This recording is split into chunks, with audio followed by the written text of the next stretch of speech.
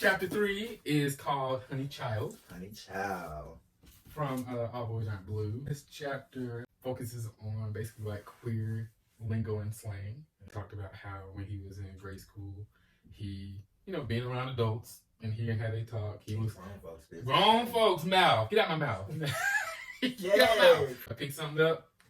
listen. Right. At school, talking about some honey child. What he did? He used to double down for me because he said it. He said, honey child, and they said, he said, honey child. Honey child.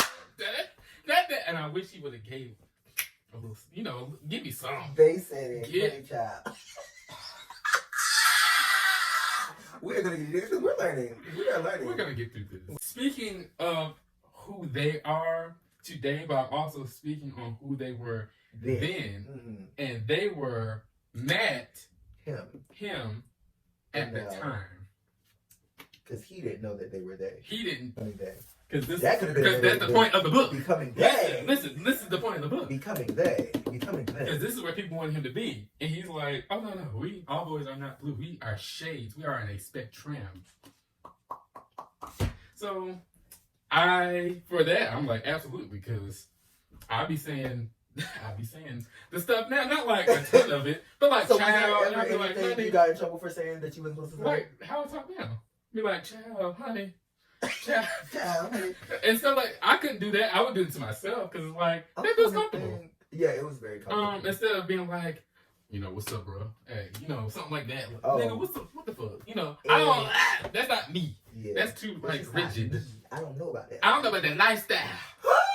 For me, I do a whole lot of lingo now, but not when I was little. But when I was little, in church. The funny thing is, I got in trouble for that. I remember to this day when I'm talking about I got my tail toe up. Right.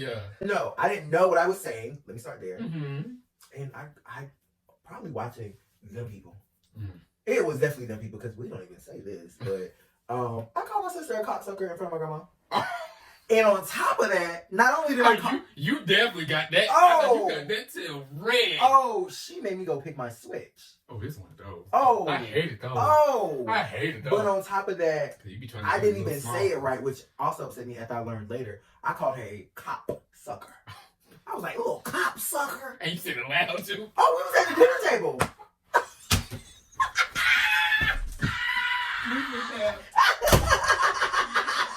I called her a cocksucker at the dinner table. And How old were you? I don't know. I know it was the same situation where George was staying with grandma and stuff like that. So it was like, yeah. I guess, and that's another conversation about like black parenting and not having the language to properly educate you.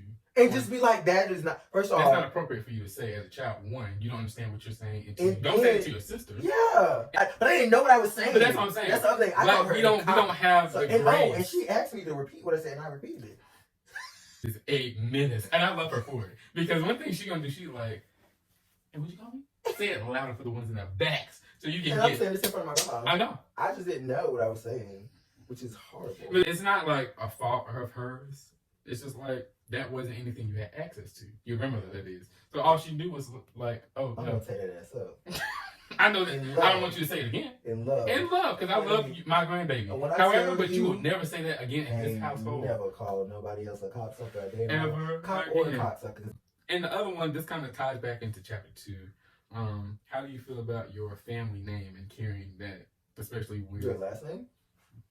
Mm-hmm. Oh. And how that kind of comes with you, even though you have some contention with some of that. My father. Mm-hmm. Mm-hmm. Everybody has a different relationship. Because you have you have a much better relationship than I do. Oh, because he came here one time? You have a much better relationship than I do. I mean, that for me does not... We got work to do too. It doesn't carry much weight as far as like, in my mind, I'm thinking of it as, I'm doing this for them. I'm doing this for me.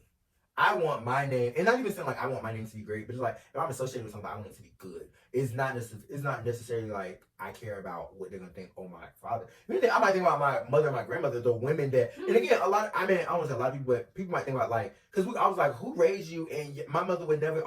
A lot of times think about our mothers and the women around us, the because those are the ones that nurtured and was there. So that's why I'm like, I wouldn't necessarily think about my father, I wouldn't think about that aspect, but yeah, I mean, it's more so about me and my pride. Mm-hmm. So if it's like if I bake you a cake, I want you to be like, oh, Akeem baked the best cake. I don't care about them houses don't know how to cook. No, I don't care. I'm like, I mean, especially these days, people don't really hold much to like family honor or title. Not that it's not important, but it's like we are focusing in on the individual, because a lot of times back in the day, the individual would be overshadowed for the family. We'll talk about anything, because what's that thing called? Holy Neck. Ooh. Tune in to Holy Neck. Oh my God. When I think about church, like in that sense, one thing that they said, which is really interesting, and of course it's everything's in church, it's tied to God, it's tied to the Lord. But we think about the point that they made in church about names, especially, was like, we are so pressed about a lot of stuff outside of like Apple or like Honda. But it's like, oh, I want that Gucci belt. Gucci is a name. Even Walgreens, Walgreens. There's Lamborghini. it's so many other names that are like big that we just, if it's something that I really want and I love, because again, a part of it's going to be my ego to be like, I want to be whatever. Fair, you already have your family name and businesses. Okay, I don't own it, so if I can own it, sure. But yeah, I mean, a part of it more so for me is like, it's about me, like you said, the individual. But if I were to focus on my last name, of course I want it to be the best and greatest, but it's not more so, again, it's like I was associated with that, right? So I don't really care. But outside of that, no. Sometimes I feel a little shame about my last name. My mother and my father were not together. Because I grew up in the church, I was like, I feel, ways if I have my mom's last name. My dad also don't have his dad's last name.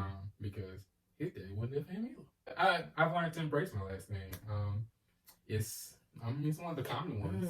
And speaking of which, I felt like super black last name, super white last name. Like, we were on McAllister Plantation. Yeah. I mean, to be fair, I share the last name to a lot of racist presidents, because it was 2 Harrison presidents, I believe. And I'm like, because I'd be like, ooh, I'm president, but then you learn the history, and it's like, oh, maybe not. It's like, maybe y'all all my ancestors, and it's just like, go ahead. Yeah. Go ahead. That's all I got. All right, well, that's chapter 3. All right.